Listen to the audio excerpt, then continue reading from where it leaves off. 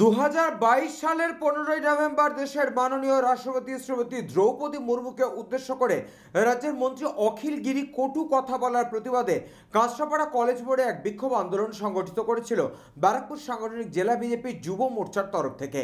সেই আন্দোলনে পুলিশ পৌঁছালে সেখানে তাদেরকে মারধর করা হয় বলে অভিযোগ। আর বিজেপির তরফ থেকে পুলিশকে মারধর করার অভিযোগে বীজপুর থানার পুলিশ একটি সুমোটো মামলা করে ব্যারাকপুর সাংগঠনিক জেলা বিজেপি যুব মোর্চার সভাপতি বিমলেশ তিওয়ারি সহ মোট 8 জনের বিরুদ্ধে তাদেরকে নোটিশ পাঠায় পুলিশ বীজপুর থানার পুলিশ। যদিও তারা ব্যারাকপুর আদালত থেকে জামিন পায়, কিন্তু রাজনৈতিক উদ্দেশ্য প্রণোদিতভাবে তাদেরকে মিথ্যা মামলায় ফাঁসানোর চক্রান্ত করছে পুলিশ এবং তাদের সহযোগিতা করছে তৃণমূল বলে অভিযোগ। যদিও তৃণমূলের তরফ থেকে কাঁচরাপাড়া শহর তৃণমূল কংগ্রেস সভাপতি অশোক তালুকদার সমস্ত অভিযোগ অস্বীকার করেছেন এবং তাদের বক্তব্য এসবের মধ্যে রাজনীতির কোনো যোগ নেই, এটা আইনের ব্যাপার, তারা আদালত থেকে বিষয়টা বুঝে নেবে। হিমাদ্রি শেখর ভট্টের রিপোর্ট, চ্যানেল 24/7। 3 বছরের পরে প্রশাসন কেন নেমে পড়লো ময়দানে? এখন বিমলেশ তেওয়ারিকে আমি সেভাবে খুব একটা ভালো চিনিও না, আর সে সময় তিনি দমদম ব্যারাকপুরের যুব মোর্চা সভাপতিও সম্ভবত ছিলেন না। কেন মামলা দিয়েছে, কি ধারা দিয়েছে সেটা আমি জানি না বা জানার কথাও না আমার। এটা প্রশাসনিক ব্যাপার, আইনের ব্যাপার। তখন নোটিশ পাঠিয়েছিল, এখন কেন আবার নোটিশ পাঠিয়েছে সেটা তারা কোর্টে গেলেই জানতে পারবে বা লোকাল পুলিশের কাছে গিয়ে খবর নিলে পরেই জানতে পারবে। বলছি রাজনৈতিক উদ্দেশ্য প্রণোদিতভাবে যাতে বিজেপি করে বেছে তাদেরকে করা হচ্ছে। সে তো নির্বাচনের ঘণ্টা বাজলে পরেই বিজেপি বিরোধী শাসিত রাজ্যগুলোতে সিবিআই, ইডি, ইনকাম ট্যাক্স সব পাঠাতে থাকে। এই প্রশ্নগুলো তখন তাদের মাথায় আসে না। আজকে এইসব আজব প্রশ্ন তুলে লাভ কী আছে? কোর্টের দরজা খোলা আছে, সেখানে গিয়ে বলুক যে কেন আমাদের বিরুদ্ধে এখন এই ফৌজদারি নোটিশ পাঠানো হচ্ছে। নন বেলেবল সেকশন দুটো আছে। নন বেলেবল দুটো কেন? 200 টাকা থাকলে পরেও তো তাদের যা উকিল আছে আর তাদের যা বিচার ব্যবস্থা কন্ট্রোল আছে, তারা বেরিয়ে আসতে পারবে। কেন করা হচ্ছে? এটা প্রশাসনিক সিদ্ধান্ত, এটা আইনগত সিদ্ধান্ত। এখানে আমরা কি করে বলবো? আমরা একটা পার্টির লোক, আমরা তো আর আইনসভার মধ্যে বা বিচার ব্যবস্থার মধ্যে নাক গলাই না, সুতরাং আমাদের পক্ষে বলা সম্ভব না। উদ্দেশ্যপ্রণোদিতভাবে মামলাগুলো করাচ্ছে পুলিশকে। অভিযোগ তো হতেই পারে, অভিযোগ করলেই সেটা প্রমাণিত এমন তো কোনো কথা নেই। সেটা তারা গিয়ে কোর্টে যাক এবং তারা প্রমাণ করুক যে তৃণমূল কংগ্রেস সরকারের উদ্দেশ্য প্রণোদিতভাবে এটা করছে, এটা প্রমাণ করুক। এক্ষেত্রে আমাদের বলার কি আছে? আমাদের কিচ্ছু বলার নেই। পুজোর আগে এইরকমভাবে হয়রানি। দেখুন, গতকাল আমরা ব্যারাকপুর কোর্ট থেকে আমরা বেল নেওয়ার জন্য হাজির হলাম।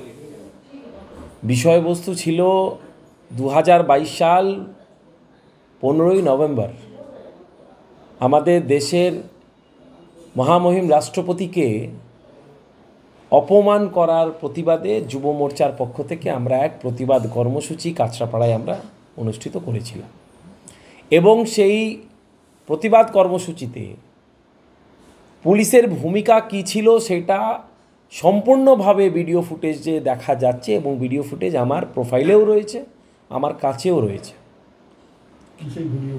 ভিডিও ফুটেজ হচ্ছে সম্পূর্ণভাবে আমাদের একটা শান্তিপূর্ণভাবে এক আন্দোলনকে পুলিশ প্রশাসন ফোর্সফুলি গায়ে হাত দিয়ে মারধর করে আমাদের প্রতিবাদ কর্মসূচিকে ছত্রভঙ্গ করার জন্যে সমস্ত রকম প্রচেষ্টা চালিয়ে গেছে।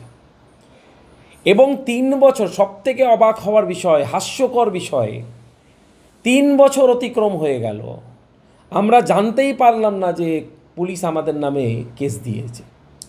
এবং ধারাগুলো আছে, তার মধ্যে দুটো খুব গুরুত্বপূর্ণ কগনিজেবল অফেন্সে ধারা দিয়েছে, 332 এবং 353।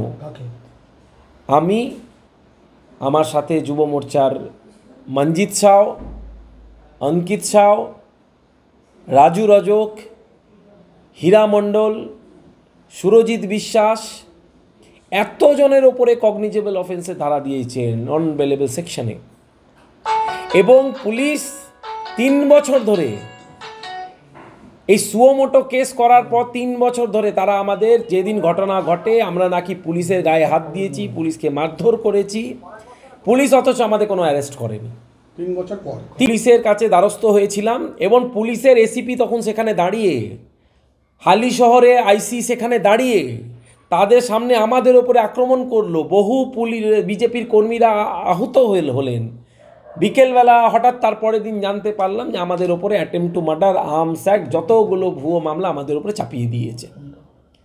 পুলিশ প্রশাসন হয়তো মনে করছে যে আমি বিজেপি বা আমরা যারা বিজেপি করছি তাদের কোনো তৃণমূল কংগ্রেসের কর্মীদের মতো আমাদের কোনো উদ্দেশ্য আছে। আমি কোনো তোলাবাজ নই, কোনো গুন্ডা নই, কোনো মস্তান নই, তাই এই ধরনের ভিত্তিহীন ভুয়ো মামলা দিয়ে আটকানো যাবে না। রাজনৈতিক প্রতিহিংসা নিশ্চিতভাবে এটা তো প্ররোচনামূলক, একদম বোঝাই যাচ্ছে। পুজোর ঠিক আগে, কোর্টের ছুটি ঠিক একদিন আগে যদি এইভাবে নোটিশ আসে, একদম ক্লিয়ারলি বোঝা যাচ্ছে চার্জশিট জমা পড়ে গেছে 3 বছর পর।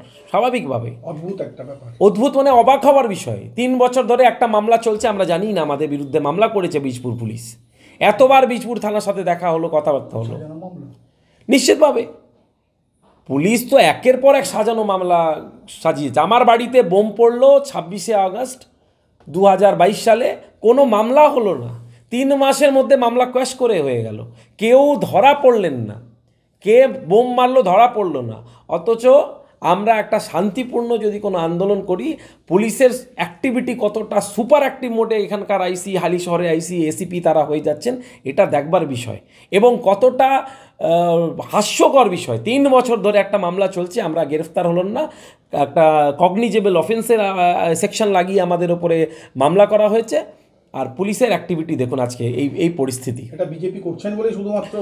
নিশ্চিতভাবে এই বিজেপি করার অপরাধে, এবং যাতে নির্বাচনে আগে যারা সক্রিয় যারা বিজেপি করছেন তাদেরকে বাড়িতে যারা তারা চেপে বসে যান, বা যারা রাজনৈতিক কোনো কর্মসূচিতে অংশগ্রহণ না করেন, এখানকার তৃণমূল কংগ্রেসে যারা নেতৃত্ব আছেন, বিধায়ক, চেয়ারম্যান সহ, আমি ওনাদের বিশেষভাবে বলছি, আবার বলছি, আমি কোনো গুন্ডা নই, তোলাবাজ নই, মস্তান নই। আমি যথেষ্ট নিষ্ঠা নিয়ে এই ভারতীয় জনতা পার্টি করছি। আমার বাবা 2বারের কাউন্সিলর ছিলেন এখানকার, সিআইসি, উনি স্ট্যান্ডিং কমিটি চেয়ারম্যান ছিলেন ওয়াটার বডির, মিউনিসিপ্যালিটি। তার সপুত্র সন্তান আমি।